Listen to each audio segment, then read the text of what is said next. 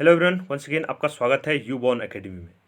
आज के इस वीडियो में हम बायोलॉजी के 25 मोस्ट इंपॉर्टेंट क्वेश्चन आंसर को डिस्कस करने जा रहे हैं। जिसने अभी तक हमारे चैनल को सब्सक्राइब नहीं किया वो सब्सक्राइब कर लें ताकि आपको पूरी वीडियो मिलते रहे। चलिए शुरू करते हैं। आज को क्वेश्चन नंबर फर्स्ट है, वायरस कंटेन्स। वायरस क्या होता है?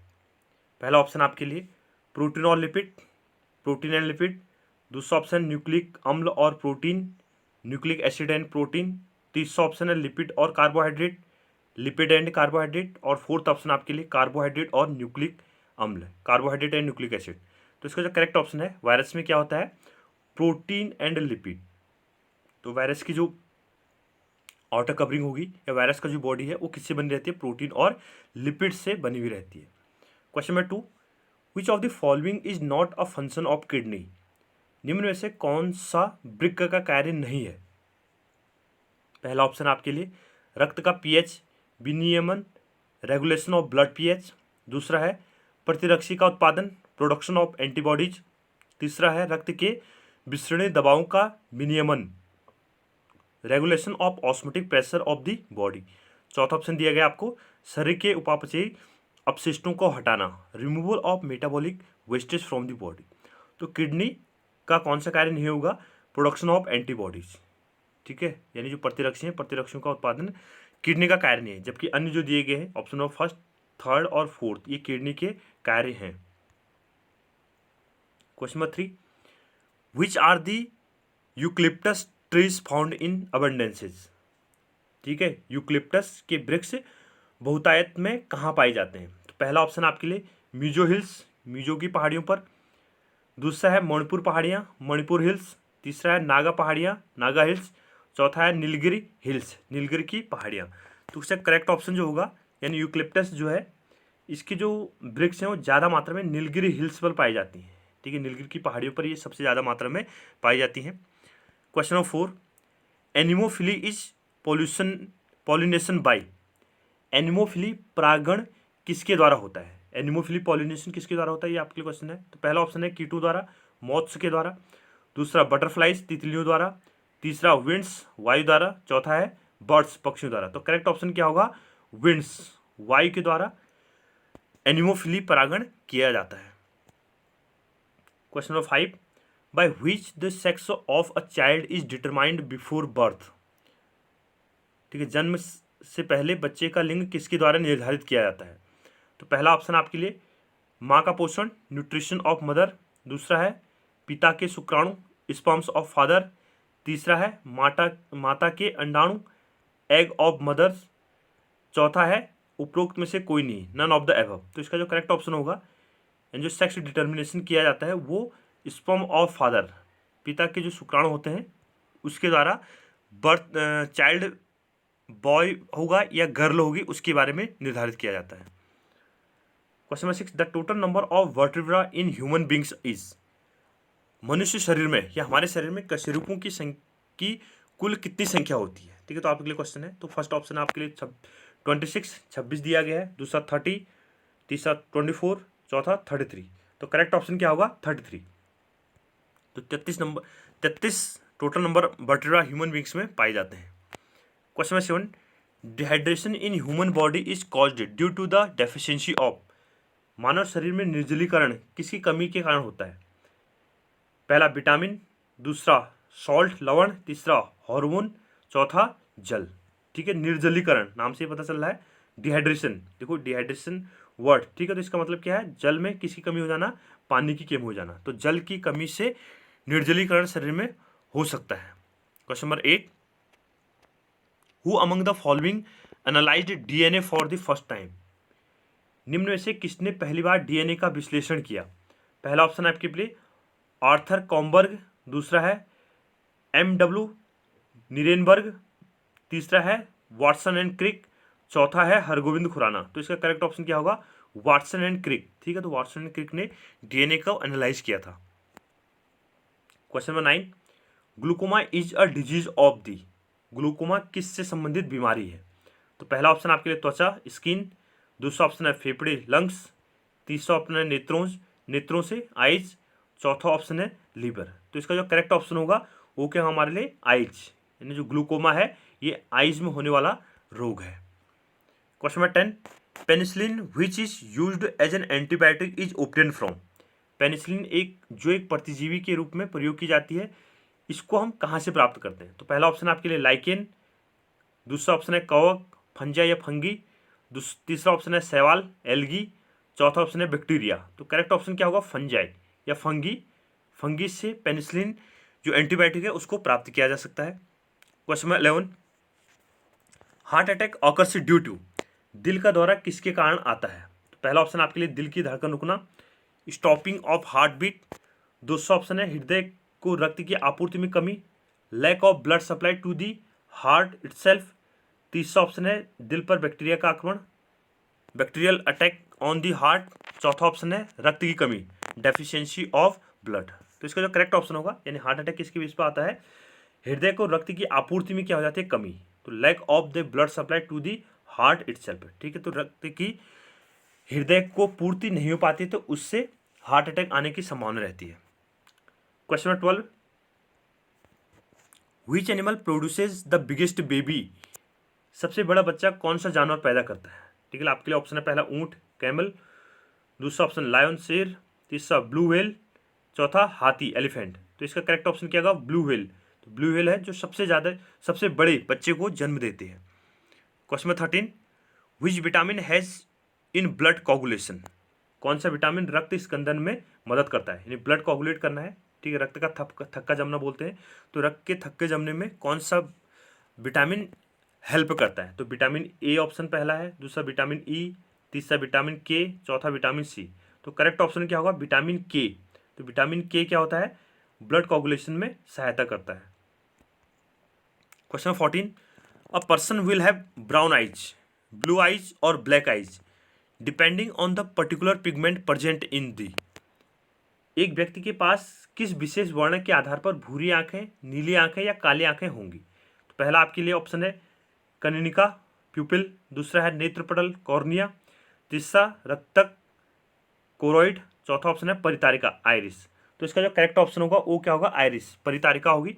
तो परितारिका के बेस पे, परितारिका के आधार पर जो व्यक्ति होगा उसकी आंखें भूरी, नीली या काली हो सकती है।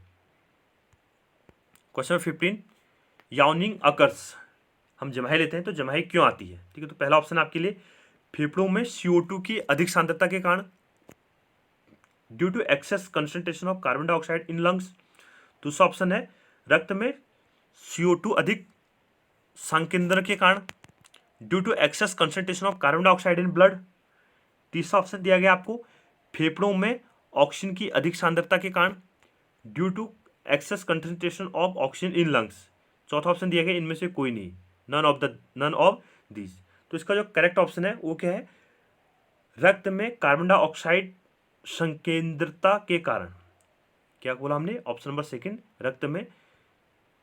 रक्त में की कार्बन डाइऑक्साइड अधिक संकीर्णता के कारण, यानी due to excess concentration of carbon dioxide in blood. अगर ब्लड में कार्बन डाइऑक्साइड की मात्रा ज़्यादा हो जाती है तो हमें रक्त जमाई लेना स्टार्ट हो जाते हैं। Question 16, the causative organism of dengue fever is. Dengue fever का कारक जीव कौन सा है? पहला आपके लिए ऑप्शन दिया है जीवाणु, बैक्टीरिया, दूसरा कवक, फंगस, तीसरा वायरस, चौथा प्रोटोजोआ। तो इसका करेक्ट ऑप्शन क्या होगा? वायरस, ठीक है। यानी जो डेंगू फीवर होता है, डेंगू का बुखार, डेंगी भी बोल सकते हैं उसको, इंग्लिश वर्ड डेंगी बोल सकते हैं। तो डेंगी फीवर वायरस के कारण फैलता है। Question number 17, two richest known source of edible protein are. खाद्य प्रोटीन के दो सबसे प्रचुर ज्ञात स्रोत कौन से हैं?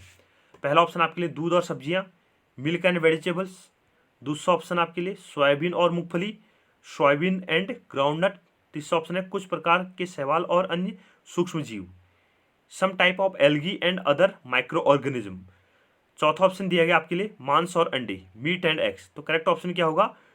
सोयाबीन और मूंगफली, ठीक है। तो सोयाबीन एंड ग्राउंडनट जो प्रोटीन के सबसे बेटर स्रोत माने जा सकते हैं। Question 18, which of the following is not a component of chlorophyll. ठीक है, निम्न में से कौन सा क्लोरोफिल का घटक नहीं है? तो पहला ऑप्शन है आपके लिए हाइड्रोजन, दूसरा ऑप्शन है मैग्नीशियम, तीसरा ऑप्शन है कार्बन, चौथा ऑप्शन है कैल्शियम। तो इसमें जो कैल्शियम है वो कैल्शियम क्या होगा करेक्ट आंसर, यानी अन्य जो दिए गए हाइड्रोजन हो गया, मैग्नीशियम हो गया, कार्बन हो गया, ये सारे क्लोरोफिल के कंपोनेंट हैं। क्लोरोफिल में ये एलिमेंट पाए जाते हैं, लेकिन कैल्शियम एलिमेंट क्लोरोफिल में नहीं पाया जाता। Question number 19, carrot is an orange in colour because, गाजर का रंग नारंगी होता है क्योंकि। पहला ऑप्शन, यह मिट्टी में पैदा होता है, it grows in the soil. दूसरा ऑप्शन, इसमें कैरोटीन होता है, इट कंटेन्स कैरोटीन। तीसरा ऑप्शन दिया गया आपके लिए, यह सूर्य के प्रकाश के संपर्क में नहीं है, it is not expose to sunlight. चौथा ऑप्शन दिया गया आपके लिए, पूरे पादप का रंग नारंगी होता है, the entire plant is orange in colour. तो इसका जो करेक्ट ऑप्शन होगा वो क्या होगा, ऑप्शन नंबर बी, इसमें कैरोटीन होता है, यानी जो कैरेट है, ठीक है, गाजर, तो गाजर में कैरोटीन होने के बेस पे उसका रंग नारंगी होता है। Question number 20, in the process of dialysis used on patient with affected kidneys the phenomena involve is, प्रभावित वृक्क वाले रोगियों में अपोहन की प्रक्रिया में कौन सी घटना शामिल है। तो पहला ऑप्शन दिएगा आपको लिए प्रसरण डिफ्यूजन, दूसरा अवशोषण एब्जॉर्प्शन, तीसरा परासरण ऑस्मोसिस, चौथा वैद्युतक कण संचलन। ठीक है, तो वैद्युतक कण संचलन इलेक्ट्रोफोरेसिस जिसको बोलते हम। तो इसका जो करेक्ट ऑप्शन होगा वो क्या होगा, ऑस्मोसिस। ठीक है, ऑस्मोसिस की बेस पे ऑस्मोसिस, ठीक है, तो ऑस्मोसिस की बेस पे जो किडनी है, ठीक है, उसमें अपहरण की प्रक्रिया पूरी की जाती है। विसरण, which of the following diseases usually spread through milk, निम्न में से कौन सी बीमारी आमतौर पर दूध से फैलाती है या दूध से फैलती है। पहला ऑप्शन आपके लिए बोवाइन क्षय रोग, बोवाइन टीवी। दूसरा होगा आपके लिए पीलिया जॉन्डिस। तीसरा ऑप्शन डिप्थीरिया। चौथा ऑप्शन हैजा कोलेरा। तो इसका जो करेक्ट ऑप्शन होगा वो क्या होगा, बोवाइन टीवी। ठीक है, तो बोवाइन ट्यूबरकुलोसिस जो डिजीज है वो दूध से फैलती है, गंदा दूध होगा तो उसकी वजह से। Question number 22, which of the following is effective against tuberculosis, निम्न में से कौन तपेदिक के विरुद्ध प्रभावी है।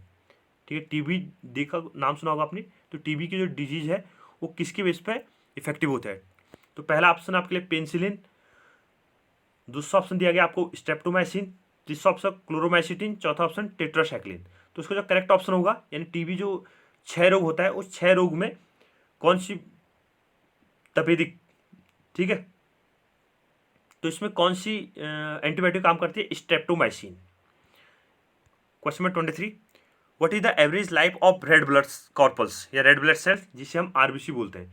तो आरबीसी का औसत जीवन काल कितना होता है। तो आपके लिए ऑप्शन दिया गया पहले 20 to 30 डेज, 20 से 30 दिन, 80 to 90 डेज, 80 से 90 दिन, 130 to 160 डेज, 130 से 160 दिन। चौथा ऑप्शन दिया गया आपको 100 से 120 दिन। तो कितना ऑप्शन है इसका, ऑप्शन क्या होगा, option of fourth 100 to 120 days, यानी 100 से 120 दिन क्या होता है आरबीसी का औसत जीवन काल माना जाता है। 120 दिन होता है जनरली, ठीक है, तो कहीं पर ये रेंज दे जा सकती है। Question number 24, which of the following structures present in mammalian skin directly helps in keeping the body warm, स्तनधारी त्वचा में मौजूद निम्न संरचनाओं में से कौन सा शरीर को गर्म रखने में सीधे मदद करता है। तो पहला ऑप्शन आपके लिए श्वेत ग्रंथि, स्वेट ग्लैंड्स। दूसरा ऑप्शन आपके लिए रंजित कोशिका, पिगमेंट सेल्स। तीसरा ऑप्शन लसिका वाहिकाएं, लिम्फ वेसल्स। चौथा रक्त कोशिकाएं, ब्लड कैपिलरीज। तो इसका जो करेक्ट आंसर है वो क्या होगा हमारे पास, लसिका वाहिकाएं, यानी जो लिम्फ वेसल्स होती हैं, ठीक है, वो शरीर को गर्म रखने में हेल्प करती है। आज की वीडियो का अंतिम क्वेश्चन है, insects responsible for transmitting disease are called, संक्रमण रोगों के लिए जिम्मेदार कीट क्या कहलाते हैं। पहला रोगवाहक वेक्टर, दूसरा नर मधुमक्खियां ड्रोन्स, तीसरा ट्रांसमीटर प्रेसी, चौथा कंडक्टर संवाहक। तो इसका जो करेक्ट ऑप्शन होगा वो क्या होगा, वेक्टर, यानी रोगवाहक होते हैं वेक्टर। तो वेक्टर संक्रमण रोगों के लिए जिम्मेदार क्या होते हैं, कीट। ठीक है, तो उन्हीं के बेस पे ट्रांसमिटिंग जो डिजीज होती है वो स्प्रेड की जाती है। तो इसका करेक्ट ऑप्शन क्या होगा, वेक्टर। थैंक यू, वीडियो को लाइक कीजिए, शेयर कीजिए और हमारे चैनल को सब्सक्राइब कीजिए।